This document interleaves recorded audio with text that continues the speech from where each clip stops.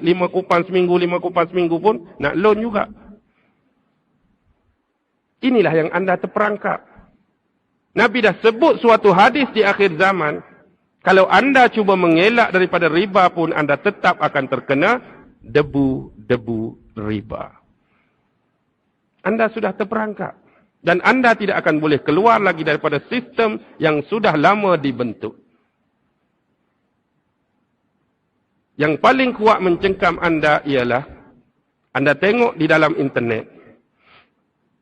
Tengok dalam internet. Ada suatu yang dinamakan sebagai YouTube. YouTube. Sepatutnya your tube. Ada R.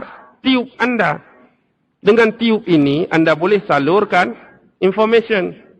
Boleh salurkan maklumat. Boleh salurkan ilmu. Boleh samburkan pengetahuan. Tapi pasal apa nama dia YouTube?